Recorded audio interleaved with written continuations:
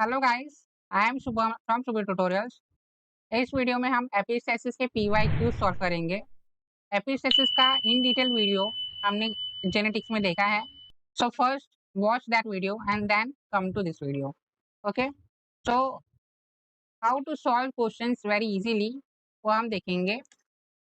तो first question is mutation at two different loci of the same gene X results in altered function. These two mutated versions of gene X are called. Okay, see, important है, same gene है लेकिन alternative forms है. Okay, two mutated version of the same gene are called alleles. We know, right? Second question: two mutants of Drosophila melanogaster, one showing light red color and other showing dark brown eye color. Okay, मतलब एक का colour I colour light red है and दूसरे का dark brown है। इनका जब cross किया तो F1 फ्लाइज में नॉर्मल रेड कलर हमें दिख रहा है। तो that is basically mutation are non allelic. Okay, non allelic. Next question is cis trans complementation test. Cis trans complementation test is carried out to identify if two mutations are allelic in nature or not. मतलब जो mutations है allylic है या non allylic है। तो first of all हम देखेंगे complementation क्या है and how this is related to epistasis. Okay, complementation हमने सेपरेटली देखा, एपिस्टेसिस हमने सेपरेटली देखा। एपिस्टेसिस को हम कॉम्प्लीमेंटेशन के साथ रिलेट कर सकते हैं while solving the questions. So complementation में क्या है, कॉम्प्लीमेंटेशन क्या होता है, I will solve here a cross. Carefully note ये क्रॉस कैसा है। ओके, ये दोनों पेरेंट्स का कलर व्हाइट होगा, white. This is parents P generation. और इनका जो F1 जनरेशन होगा वो कैसे होगा, रेड होगा। How red, heterozygous condition. इसमें रिसेसिव म्यूटेशन है ए में एंड बी में, तो व्हाइट कलर आ रहा है। एंड जब हेटेरोजाइगस कंडीशन F1 में रेड आ रहा है, राइट? तो दिस इज कॉम्प्लीमेंटेशन एंड अभी ये एपिस्टेसिस से रिलेटेड है, दैट इज रिसेसिव एपिस्टेसिस।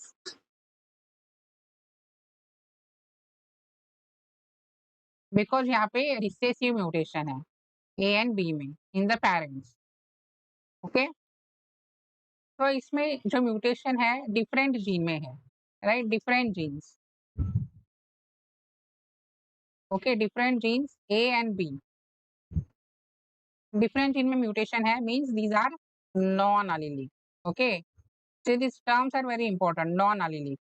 और अगर एलिलिक म्यूटेशन है, एलिलिक म्यूटेशन मतलब सेम जीन में म्यूटेशन प्रेजेंट है, राइट?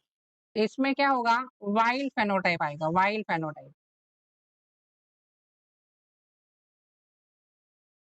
जैसे कि ये रेड, ये वाइल्ड है, वाइल्ड फेनोटाइप है। लेकिन अगर सेम जीन में म्यूटेशन है तो वाइल्ड फेनोटाइप नहीं आता, म्यूटेटेड फेनोटाइप आता है। So that only cis trans complementation test is used for analysis to identify if two mutations are allelic or non-allelic in nature. तो इस क्वेश्चन में लाइट रेड कलर था पेरेंट्स में and dark brown था। F1 में normal phenotype आया है, that is because of non allelic. One more same type of question, fly with apricot color eye. ऐसा है आई का कलर एप्रिकॉट, क्रॉस किया सेपिया आई फ्लाई के साथ of opposite sex. F1 flies में all were wild type. See, again wild type phenotype आया है, so the two genes responsible are non allelic again. Okay, यहाँ पे बस हमें ये याद रखना है, वाइल्ड टाइप फेनोटाइप जब आता है तब mutations are non allelic. right? Means the mutation is present in two different genes. There are two mutant plants. One shows taller phenotype than wild type, whereas other has the same height as the wild type. When these two mutations are brought together by genetic crosses, double mutant displayed even taller phenotype than tall mutant plant. This genetic interaction is called, मतलब एक जो है वो taller है, wild type से भी taller है, and जो दूसरा है वो सेम हाइट का है, राइट? इनका जब क्रॉस किया तो हमें डबल म्यूटेंट मिला, वो टॉलर फेनोटाइप से भी टॉलर है। ओके, मतलब टॉल म्यूटेंट प्लांट से भी taller phenotype, so that is basically a synergistic interaction. 3. Synergistic interaction. Cross is made between two plants with white flowers. All the F1 had red colored flower. This is because, see, very simple question. White flowers है और हमें F1 में red colour flower मिल रहा है. Parents white, F1 red. This is basically complementation. Just now हमने cross देखा, right? Say this complementation cross. Okay, ये recessive epistasis से कैसे रिलेटेड है, that also we will see here. अभी नेक्स्ट क्वेश्चन है, when two independent pure lines of P with white flowers are crossed, F1 progeny has purple flowers. Okay, the F2 progeny obtaining on selfing shows both purple and white flower in a ratio 9:7. The following conclusions were made. See, pure lines मतलब parent, white flowers है, F1 में purple flowers है, F2 में purple and white flowers दोनों मिल रहे हैं in 9:7 ratio, right? तो इसका रीजन क्या है? Okay, first of all, two genes are involved, two different genes, mutation in which lead to formation of white flower. जैसे हमने क्रॉस में देखा, सो ये करेक्ट है. These two genes show independent assortment. Yes, ये भी करेक्ट है, and C भी करेक्ट है. This is an example of complementary gene action. So the fourth option is correct, A, B, C. Okay, अभी हम फिर से देखेंगे थोड़ा, ये जो रेशियो है रिसेसिव एपिस्टेसिस का एंड कॉम्प्लीमेंटेशन का, इसका रेशियो 9:7 है. ओके, तो कॉम्प्लीमेंटेशन अलग टॉपिक है एंड एपिस्टेसिस अलग टॉपिक है, लेकिन हम इसे कंबाइन कर सकते हैं व्हाइल सॉल्विंग क्वेश्चन, बिकॉज उससे इजी भी होगा, राइट? How easy? 9:7 रेशियो ये एपिस्टेसिस से रिलेटेड है, रिसेसिव एपिस्टेसिस, एंड कॉम्प्लीमेंटेशन से भी रिलेटेड है, बिकॉज जो F1 है that is heterozygous condition. Okay, and as I said, this is a red color, suppose. अभी F2 जो मिलेगा हमें, इससे क्रॉस से मिलेगा, right? This is called selfing. So here we get four phenotypes: A dash B dash, A B dash, A dash B B, and A B B.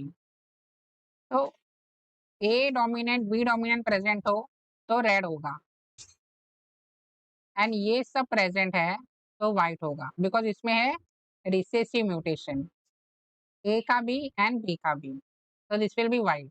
So 9 and इनका 7 होगा. जो नॉर्मल फेनोटाइपिक रेशियो होता है वो 9:3:1 होता है. अभी ये व्हाइट है तो ये 7 होगा, and 9 will be as it is. So 9 red, 7 white, right? जैसे हम क्वेश्चंस करेंगे हमें समझेगा. See, two mutant plants both bearing white flowers were crossed. Same type के क्वेश्चंस है, सेम white flowers, F1 में red flowers. When F1 plant was self, it produced progeny either with red or white flower. F2 में दोनों मिल रहे हैं हमें in the 9:7 ratio. As I showed, 9:7 ratio कैसे आता है? Based on the information, which one of the following is correct? Again, white दोनों parents white है, F1 में रेड, F2 में red and white again in 9:7 ratio. तो ये जो रेड मिला बेसिकली कॉम्प्लीमेंटेशन है and the mutations are non allelic. बस वो क्रॉस से हमें याद रखना है, okay, same cross. Following is a biochemical pathway for purple pigment production in flowers of sweet pea। सी ये पाथवे होता है, कलरलेस प्रिकर्सर 1 से कलरलेस प्रिकर्सर 2 में चेंज होता है, लेकिन दोनों में कलरलेस है, allele A B and allele B B. अगर इसमें म्यूटेशन है तो कलरलेस होगा एंड इफ दोनों एलील्स प्रेजेंट है तो ही हमें पर्पल कलर मिलता है, right.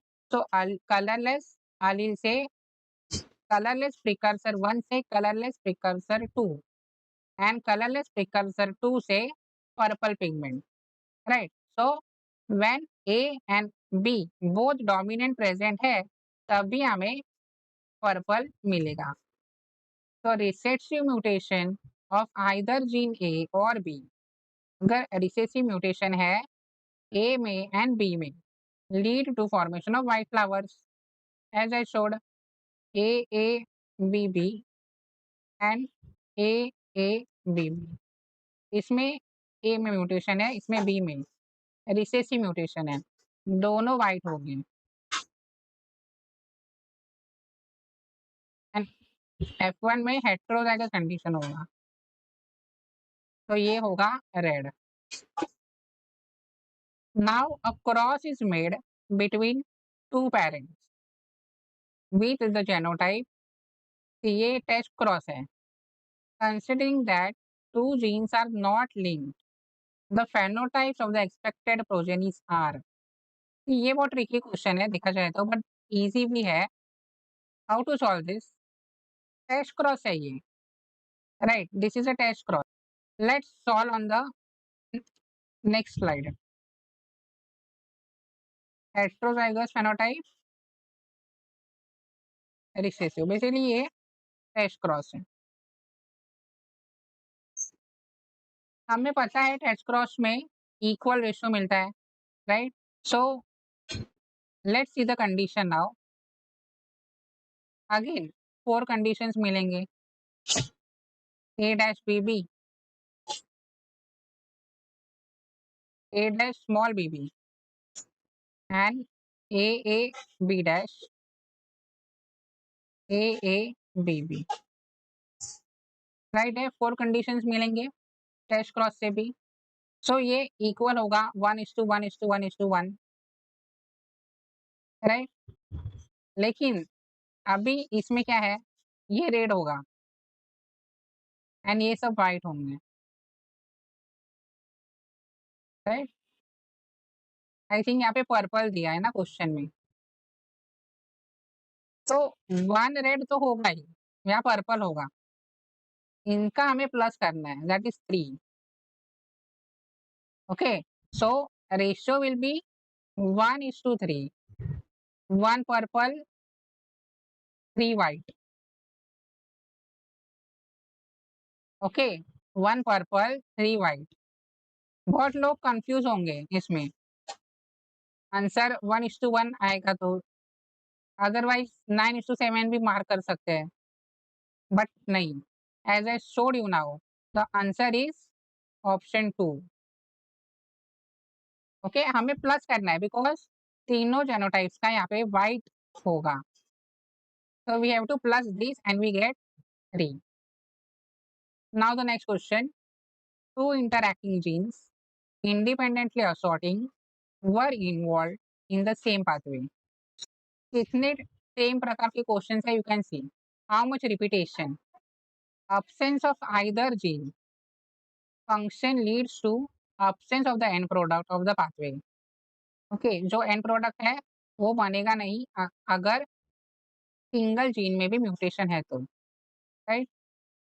Dihybrid cross involving the two genes is carried out, what fraction of the F2 progeny will show the presence of end product? जो end product है उसका presence इतने में होगा, right, from the F2। Same pathway है colourless precursor 1 से colourless precursor 2 and purple pigment. अभी purple pigment का प्रेजेंस 9:16 में होगा, right, because we get ratio 9:7, so 9 will be with product colored होगा and 7 will be colorless.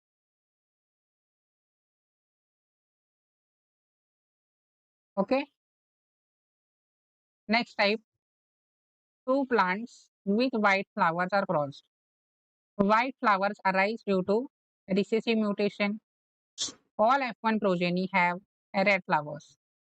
When the F1 plants are self, both the red and white flower progeny are observed. In what ratio will red flowers and white flower plants occur? Ratio बताना है, that is 9:7, option 3. Easy. Now the last question, ये भी tricky है but easy है. How to solve? A plant with red fruit is crossed to a plant with a white fruit.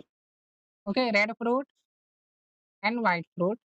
F1 progeny had red fruits. On selfing the F1, two kinds of progeny were observed.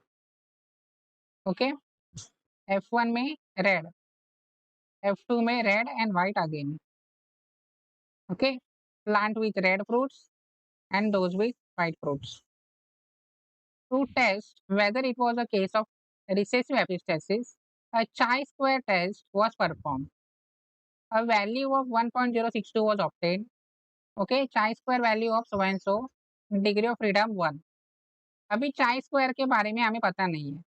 Okay, statistics को बहुत लोग ignore करते हैं, right, maths part, but without knowing that how we can solve. Okay, let's see, the following statements were made. Just see the statements. The null hypothesis was that plant with red and white flowers will occur in 9:7 ratio. Okay, this is the first point. Second, the null hypothesis was that plant with red and white flowers will occur in 1:1 ratio. अभी ये दो opposing statements हैं, तो इसमें से एक correct होगा, right. 1:1 ratio हमें मिलता है क्या? नहीं मिलता. 9:7 मिलता है रिसेसिव एपिस्टेसिस में, तो ए कंफर्म करेक्ट होगा. Now let's see the C and D statement. Based on the chi square value, it is a case of recessive epistatic interaction. And next statement, based on the chi square value, it is not a case of recessive epistatic interaction. तो 9:7 ratio अगर मिल रहा है तो it is a case of recessive epistatic interaction. So A and C are correct statements. Option number 1. Okay. So from the statements also we can solve the questions by knowing cross concepts, right? So this was the PYQs of epistasis. हमने इसमें complementation and recessive epistasis ही देखा है. इतना repetition हमें दिख रहा है that we understand. So that's it for this video. I hope this video helps you. If you find this video helpful, do let us know in the comment section. Like this video, share this video with your friends, subscribe to the channel and stay tuned for the upcoming videos. Thank you.